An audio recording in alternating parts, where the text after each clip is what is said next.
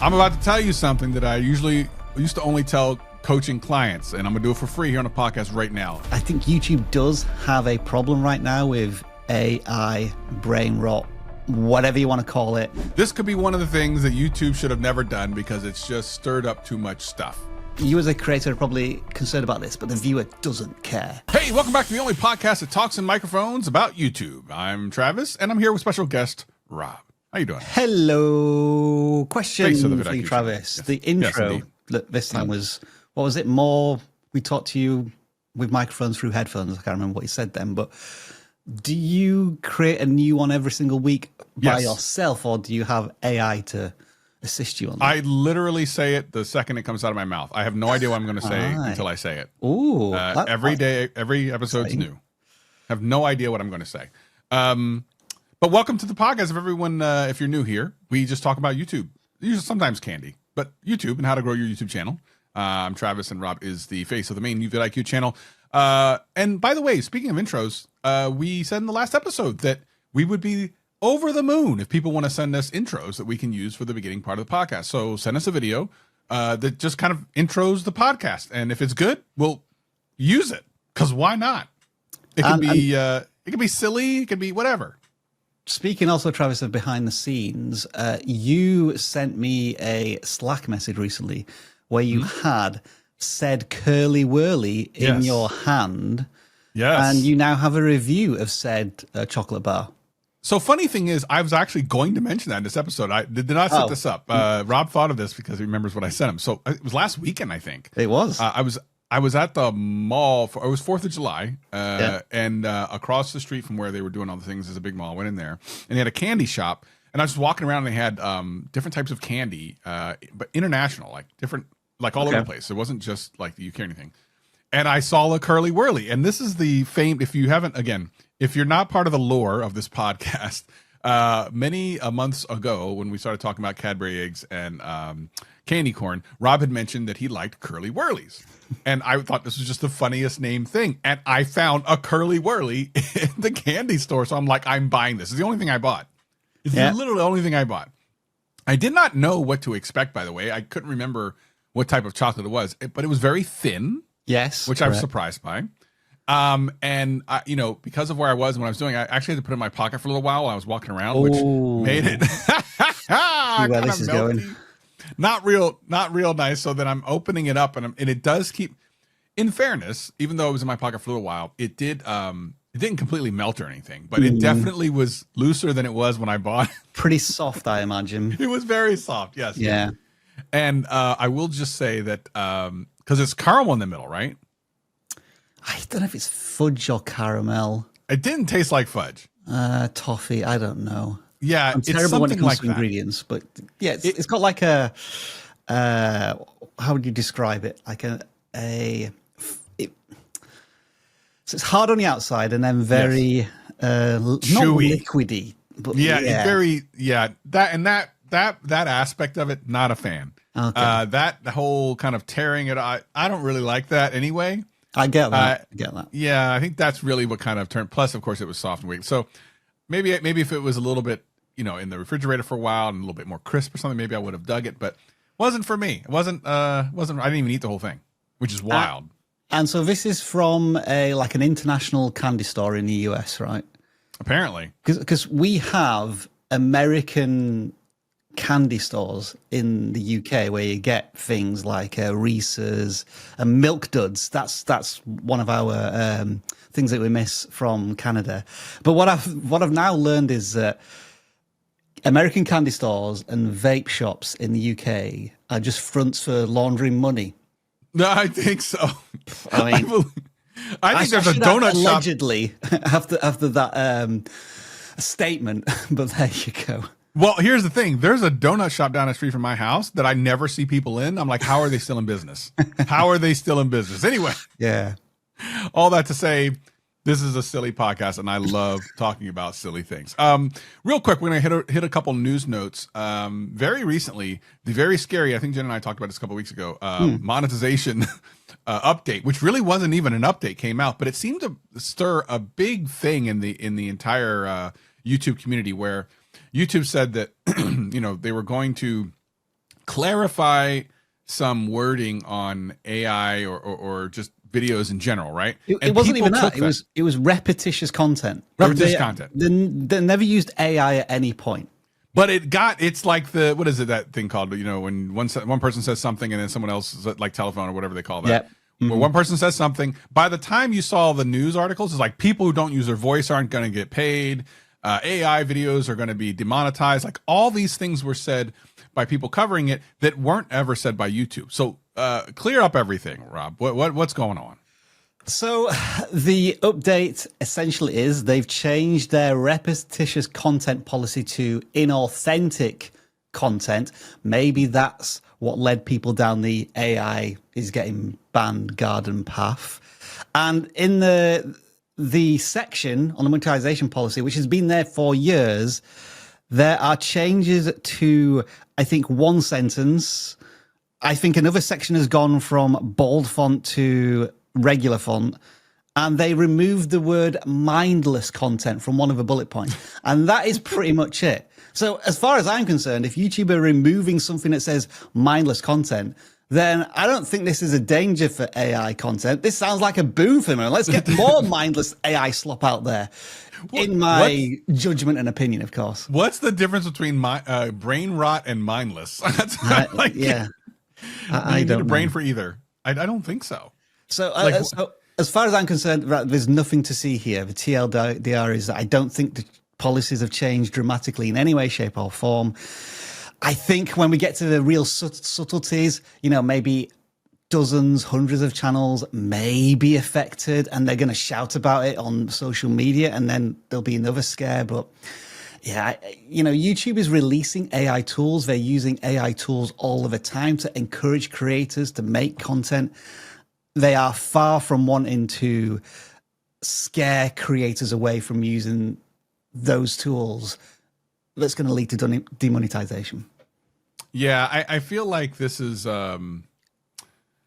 just a case of people. It's hard to know whether it was the people who wanted to report this to make it sound worse than it was so that you could get clicks, kind of like clickbaiting, rage baiting, or if it really was just a genuine misunderstanding of what was going on, because YouTube sometimes is in a black box and we don't know everything exactly that they're doing. At the end of the day, if you're listening to this podcast, the chances of your channel being demonetized, I'm going to say, is lower, just because you care enough to listen to a podcast about how to grow your channel, exactly. rather than what a lot of people do is they'll find a video that goes, here, make money on YouTube without doing anything. And like those channels might be the ones that are in danger.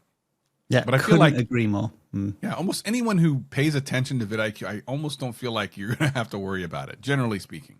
Again, I guess what we will, I guess, all admit to is that I think YouTube does have a problem right now with AI, brain rot, whatever you want to call it, flooding our recommendations. Is there going to be a way to resolve that more through discovery rather than demonetization? Like they lower the discovery threshold or something along those lines, which I guess that makes it sound a little bit more clandestine than just straight out demonetizing people. And, you know, again, if we think about YouTube's communication on this, Travis, did they get this right? Because what I thought they did is they created an opportunity for a vacuum of information. Like, we're making this minor update in a week's time, right, but we're not going to tell you what that is exactly. Yeah. And so everybody's like, oh, well, let's just assume the worst and talk about it and get some clicks for that reason. So, you know, YouTube maybe could have done a little bit better. I almost think that if they'd not made any teaser announcement in the first place and just announced it with everything so that people could just go to that document and see exactly the changes. Although even then, I think some people would just drawn conclusions that AI content was in trouble. Yeah, I feel like, and this might be just as much for the editor as anyone, because I want to do these things at the beginning now. Of course, if you're watching the video, you've already seen this, where there's like a little intro with all the best bits at the beginning of the podcast. You're like, oh, would they say this and they say this? I'm going to say it right now. I'm going to just tell you right now, I'm setting it up. Yep. This could be one of the things that YouTube should have never done because it's just stirred up too much stuff. See there, so you can take that section at the beginning of the video. Like it. Oh my God, what is this about? And this is what, you know, anyway. But yeah, I agree. Like that's, it was a weird thing. I think this is the thing when you're trying to be transparent, but at the same time, making it worse. So it's called the Streisand effect, more or less, basically. Like, nothing to see here, but here I am. Along with that, there was one other thing that happened. What were we saying? I forget exactly. What was it again?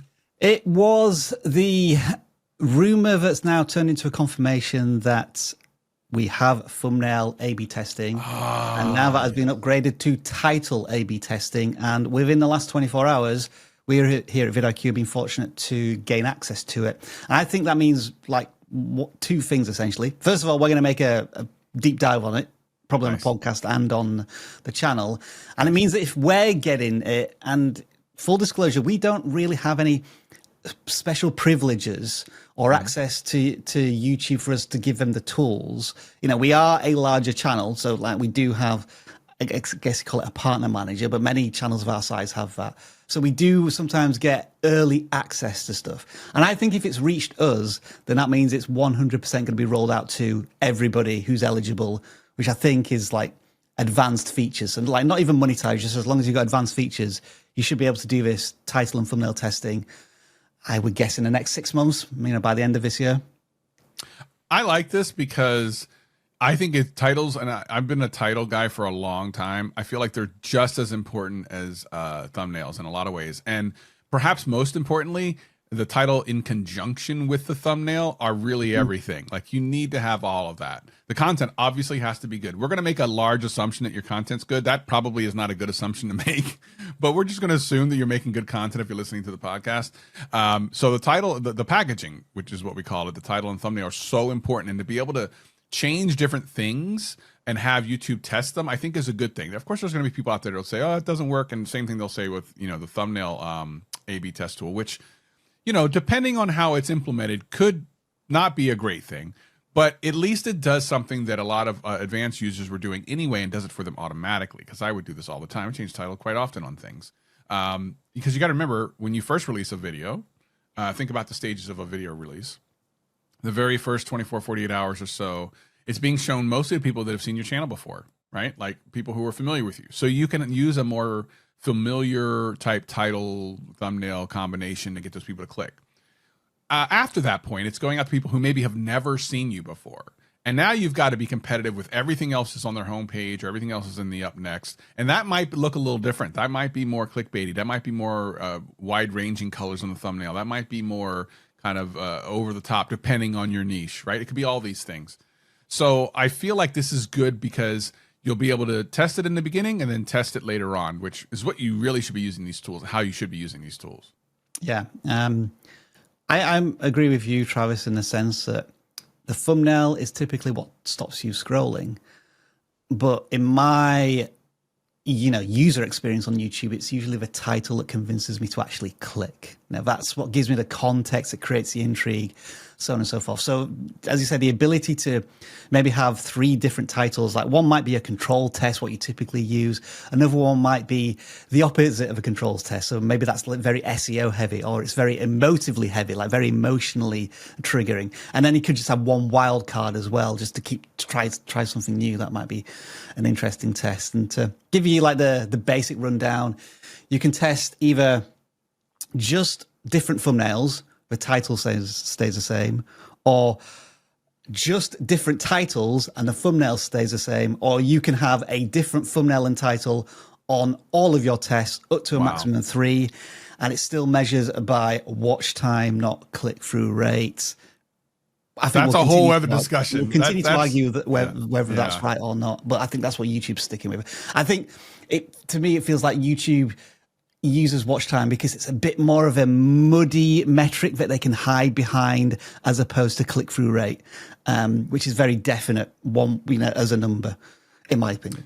Yeah, I think the one thing that messes them up is they'll say that we're using it to figure out the quality of the click, more or less, kind of like that's the whole purpose, because if you're watching longer. But the reality is later on, if you were to search through all their things, you'll find out that the recommendation engine doesn't just use watch time. It uses like a whole bunch of other signals. So why don't you connect it to that?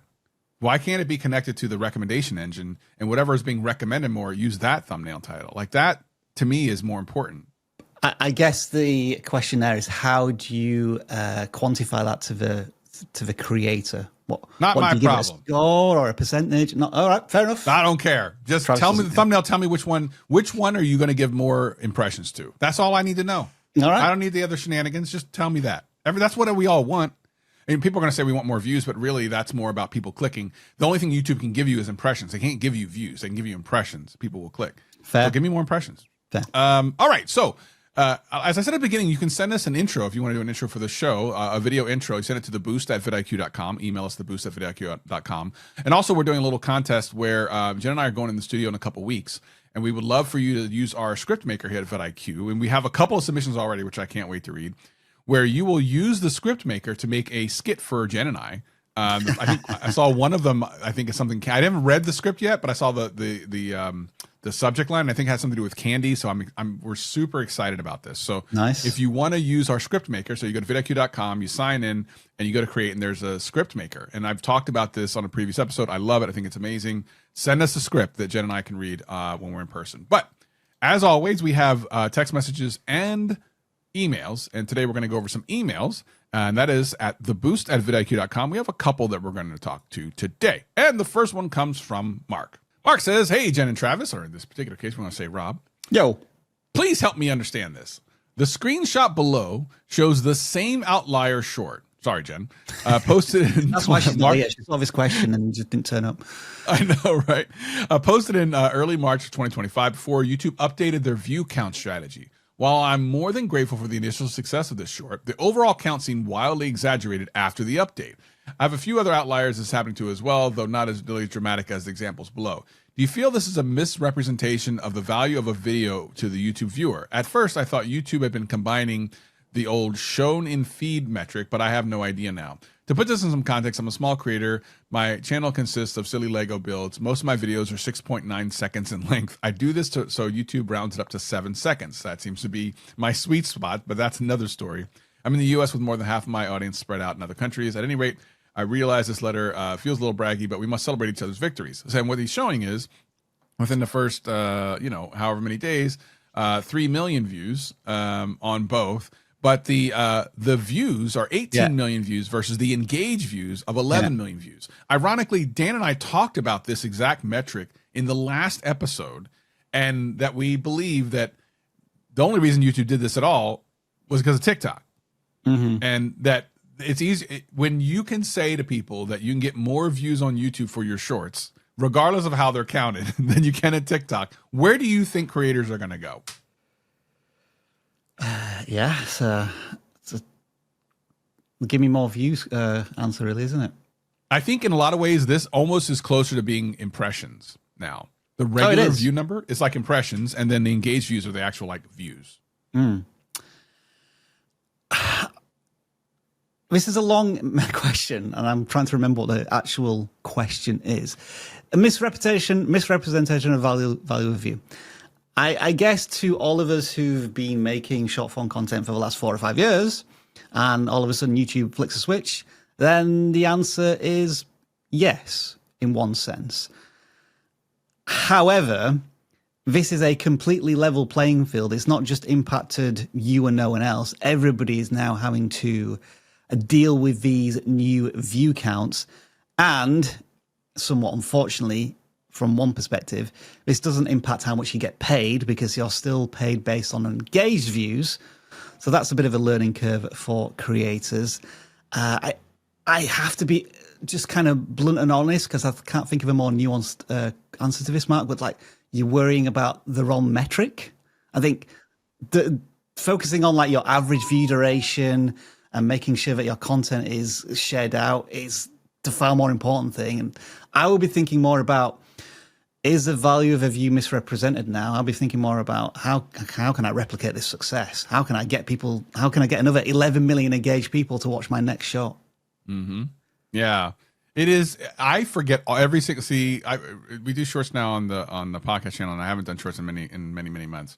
And watching them, I'm going, oh, these videos are getting better views than when I used to do shorts. And I just now realize, it's annoying. It's annoying. Yes. It doesn't. They're not doing any better. They're probably doing about the same. They just look different because the views are listed different. And this is just a weird. And Dan brought up some really good points about this. I give Dan a lot of hard time about stuff, but he brought up some really good points about the views being kind of misleading, and it just makes for a confusing experience. And it's the one thing where It's not actually. He was wrong in this one thing because I forgot to mention this. He was saying like it's the one place in the metrics and stuff where the numbers are way different, but they also do it with live streams because they do it while it's live and then they treat it as a published video later. So those numbers look weird too. It's very confusing for a lot of creators. They're like, wait a minute, it said I had this many views when I was live, and now it says I have less views. Well, that's because now it's considered a VOD, a video on demand. So they're counting it differently. YouTube needs, they talk about wanting to simplify things. They want you to be able to put all your uploads everywhere, just make everything. Then they do this, and it's like, have you really simplified anything? How simple is this? Not very simple. I think I will also say this. I'm trying to work out if this is actually true because I don't watch that many shorts in the shorts feed. But I'm right in thinking, Travis, if you're just flicking through the shorts, you never see the view count, right? You only see the engagement. I can't find the view count on a short period. Like I look all the or when it was posted, like I can't figure that out. So if you go to like somebody's channel and go in the shorts tab, you can see the views there because we see that. Yeah, that. Yeah. I think the vast majority of people watching your shorts don't know, or there's not that immediate social proof of how many views the video has. Like, sure, you can see from the likes and whatnot. So it's somewhat hidden from the viewer's perspective. Like you as a creator are probably concerned about this, but the viewer doesn't care because I don't think they're seeing that. And also just an interesting little side story. I made a short about this change. And some of you will know my YouTube Yes Man, right? The guy I love that. I love YouTube yes to everything, right? So I filmed a short, which was like how to get more YouTube Shorts views in 2025. And it's basically the YouTube Shorts man. And this is going to be good for video views, but not the audio podcast. But like me holding a phone going, yes, yes, yes, yes, because you're doing it as quickly as that and you're getting a view, right? And that short now where I say yes 8 times, that is literally the short. Yes, 8 times. It's got 418,000 views. No, sorry, that's 418,000 shorts views. How many engaged views has it got? I can't tell now. Where's that figure? It should be in like the engagement. Engaged views, all right, okay. 418,000 views, right?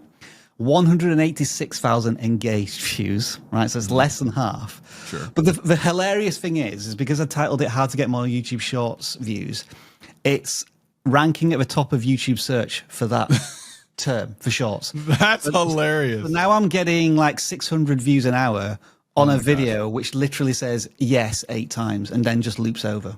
I want to do like a thing as you're saying this. I'm like, it would be great to have a series of videos where Dr. Savage tries to get the yes man to say no one time.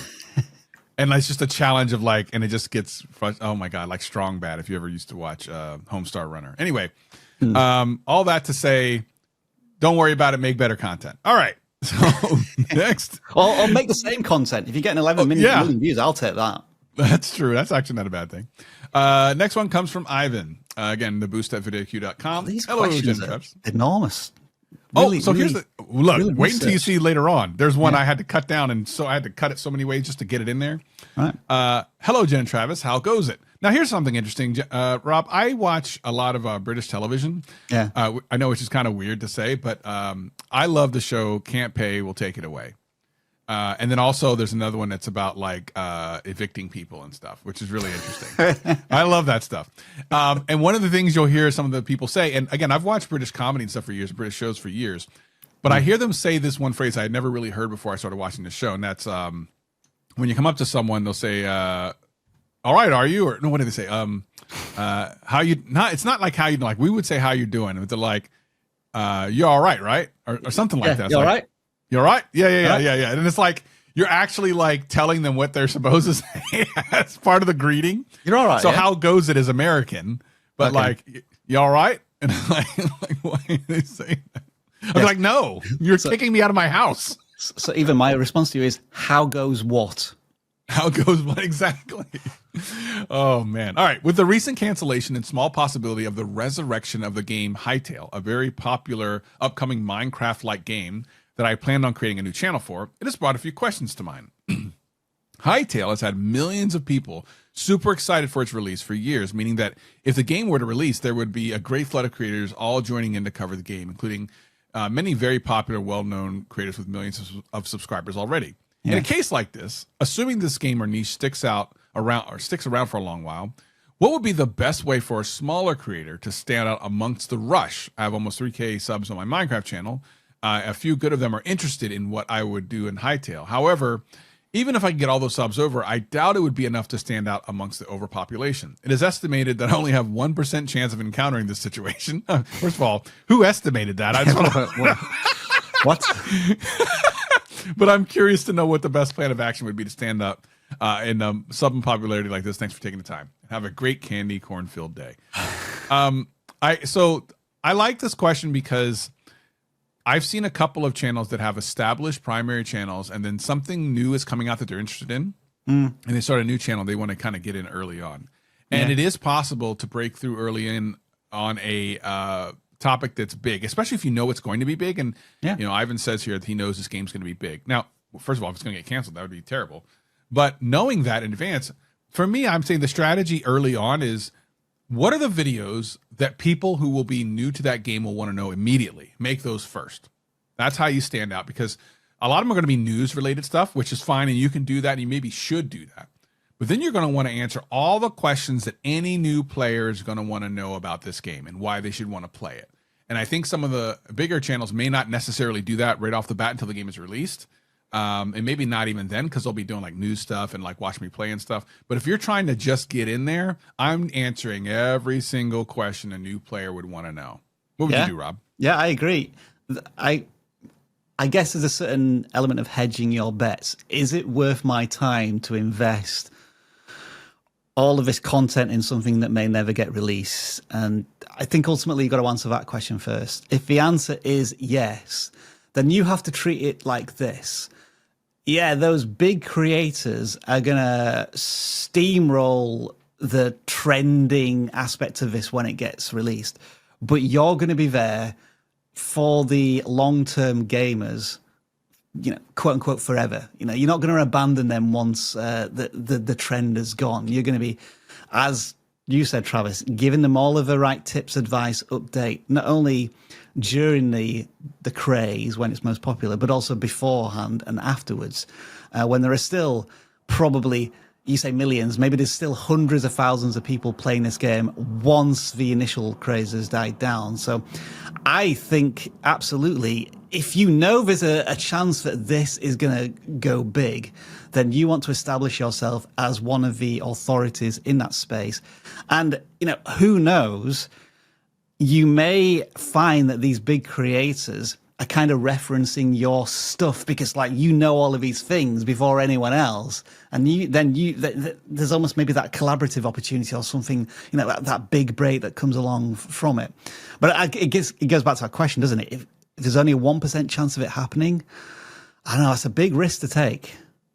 Yeah, I think you want to wait to find out if it's going to happen. If you have extra time and you're interested in it anyway, you can always do a news channel about it, and that's very light lift. You just sit there and do speculation and talk about it, upload it. Don't put a whole bunch of editing in it. Don't put a whole bunch of time in it. But, you know, if you're wanting to dive in, I would wait to know more definitively that this thing's going to happen.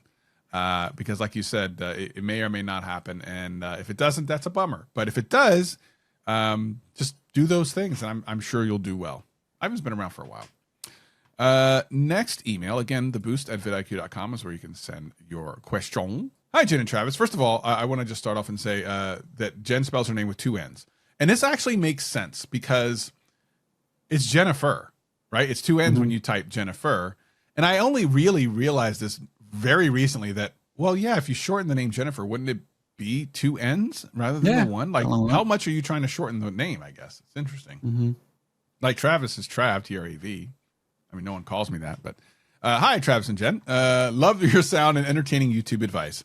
I have a YouTube channel focusing on the topic of extending healthy human lifespan. The channel has been growing relatively well, and now I'm at 8,100 subscribers.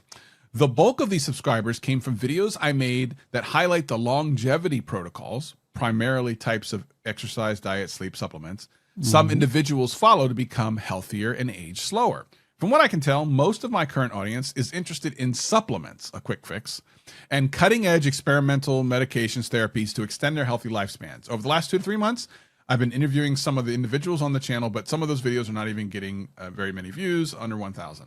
After a few weeks of reflecting, I've decided to pivot my channel again, but this time to align with my day career and expertise, a PhD. We have a PhD listener. We have the smartest listeners. Right? Dr. Luke. Doctor. Human genetics and health. I'm working on a series of videos that will outline how genetic testing can improve health and extend lifespan. My question is, do I publish this series of videos on my current channel, since it loosely overlaps with the interests of my audience, or do I genesis a new channel? I got to send that over to her.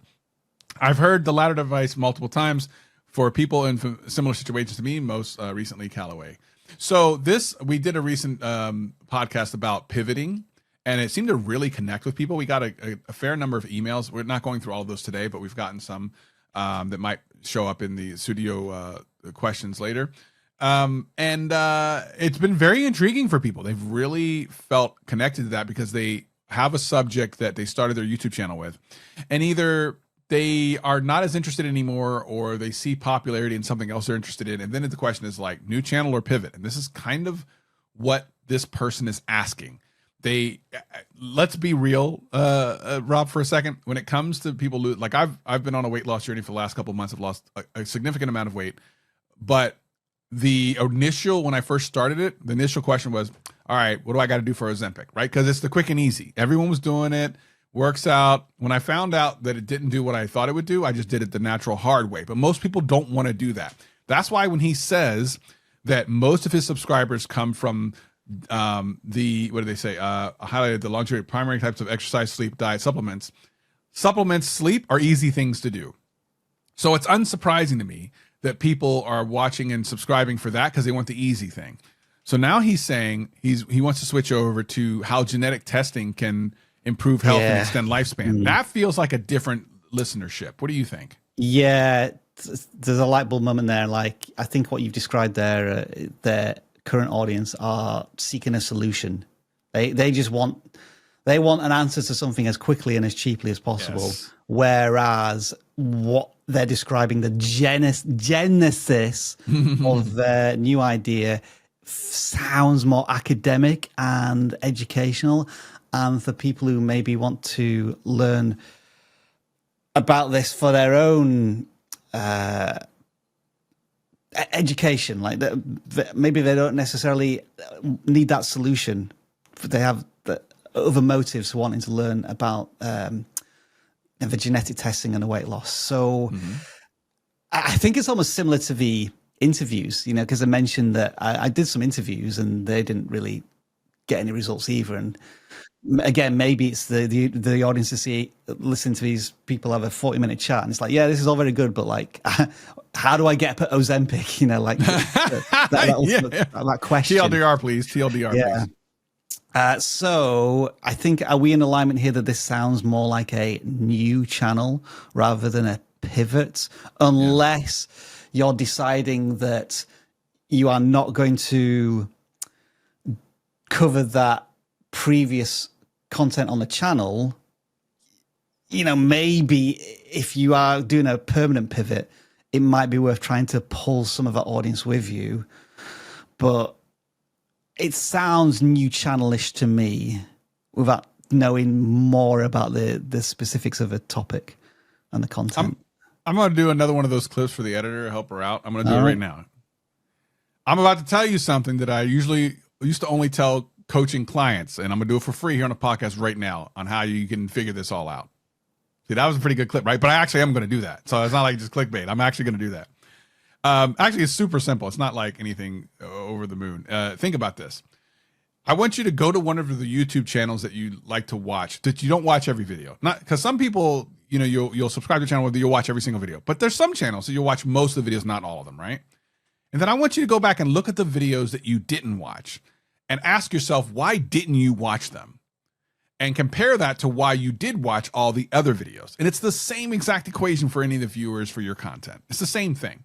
There's probably a reason that you watched all the ones you did watch and a reason you didn't watch the other ones you didn't watch, because you probably don't have an interest in it. Maybe you've seen too much stuff about it.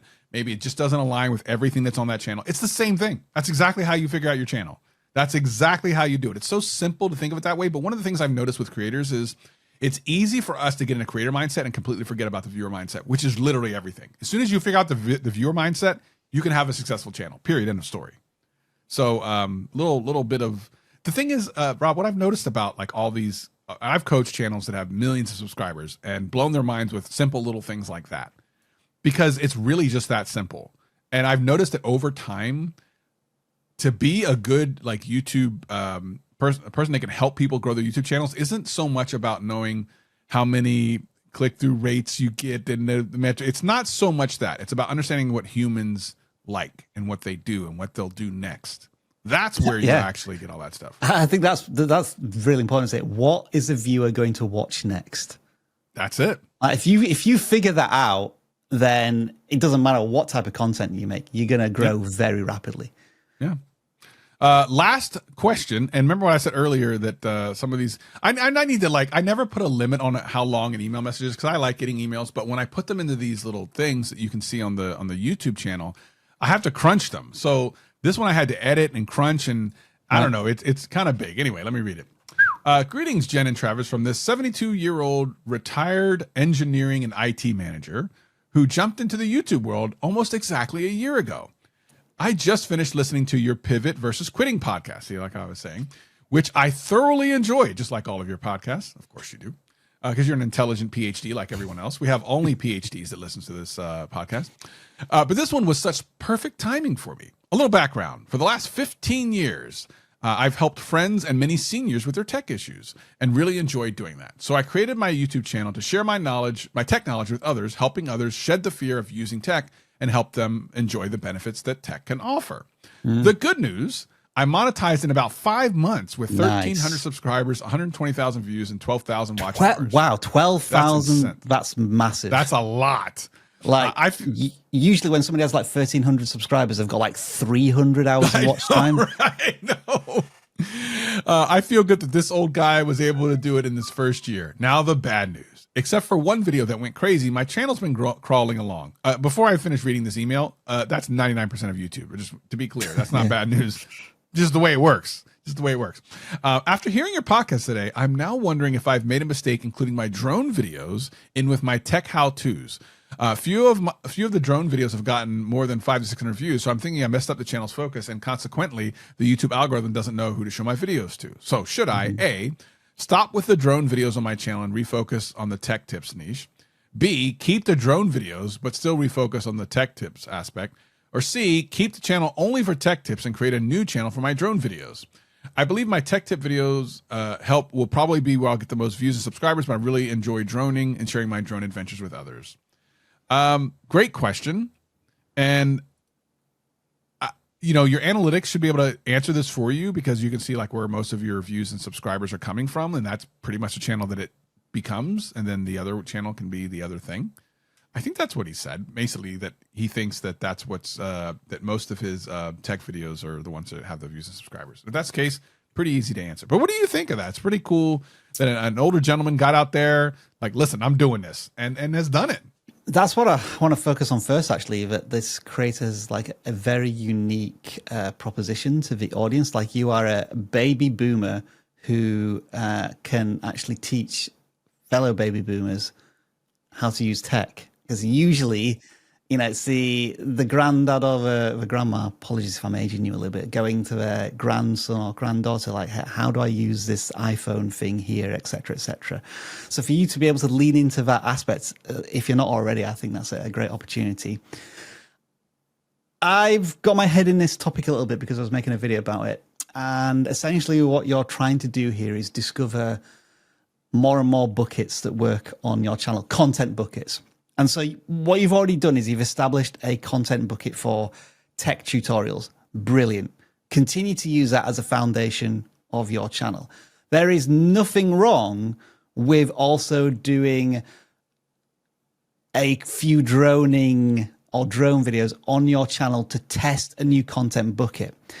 But again, if we think about it from the viewer's point of view, if I'm trying to figure out how to turn on push notifications for my phone, like that's the level of my technical abilities. Maybe I'm pitching that too high, too low. Common sense says it's unlikely that they're a drone enthusiast. That feels a little too technically advanced. But if that's something that you want to test, cool. All right, it didn't work. But that doesn't mean that you shouldn't test other ideas on your channel. I'm thinking of like a 70-30 rule here, whereby 70% of the content is established buckets of content that you know to work with your audience, 30% testing other things. And if they don't work, then obviously you want to reduce the number of those videos on the channel. But if you still have a passion for it, then yeah, that probably is a very specialized droning. How would you? What would be a fun channel name for a drone enthusiast who's droning on?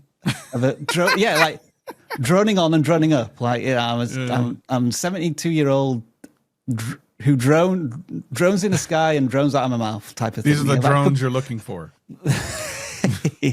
That could be like your passion project if you want. But, you know, maybe this one which you have now monetized, there's now a bit more of a pressure and responsibility to give your current audience what they want to make it a little bit more financially sustainable. If that's your goal, if your goal is just to make content that you love making, then sure, make droning content, but you know, maybe think about a new channel.